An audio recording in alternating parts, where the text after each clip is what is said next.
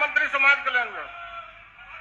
माननीय उपाध्यक्ष महोदय, माननीय सदस्य का जो प्रश्न है महोदय, उसके उत्तर स्पष्ट रूप से इनको हस्तगत कराया गया महोदय, और उसमें 2-3 बात की चर्चा खुद माननीय सदस्य कर रहे हैं महोदय, और सरकार के जवाब को चुनौती भी दे रहे हैं।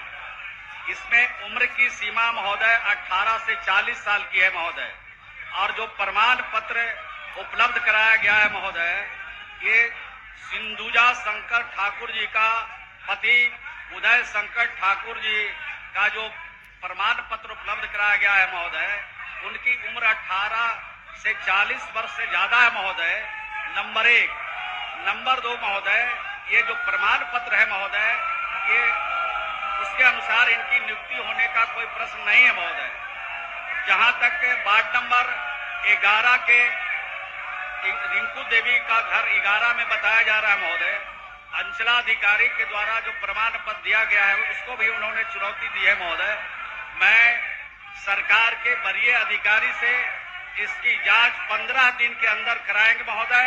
अगर जांच में गलत पाए जाएंगे तो निश्चित रूप से उनके विरुद्ध सिर्फ उनका नियुक्ति ही रद्द रही, बल्कि उनके विरुद्ध जो अधिकारी ने ये प्रमाण पत्र दिया है उनके विरुद्ध भी कार्रवाई करेंगे महोदय।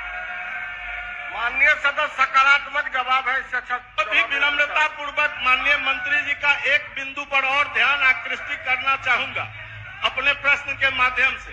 वो बिंदु है महोदय, सेविका को 10 वर्षों की छूट दी जाती है जो नौकरी में पहले से है, तो ये सहायिका भी पूर्व से नौकरी में थी, उसको जो छूट मिलनी चाहिए उम्र सीमा में, वो भी उसको नहीं दिया गया है, जिसके बारे में माननीय मंत्री जी ने कहा है कि 40 वर्ष से अधिक का उम्र हो गया।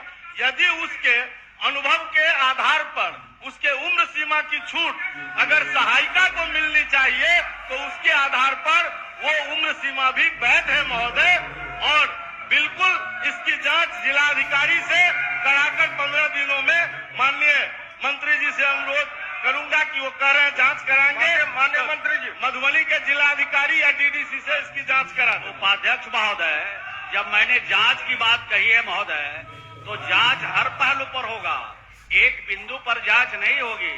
जितने बिंदु जांच के होंगे सभी बिंदुओं पर जांच होगी, और जांच के बाद फलाफल आएगा महोदय, और जो इसमें दोषी होंगे कोई कीमत पर वो बचने वाले नहीं। माननीय सदस्यगण, आप लोग जांच कराने के लिए माननीय मंत्री जी का बहुत बहुत धन्यवाद।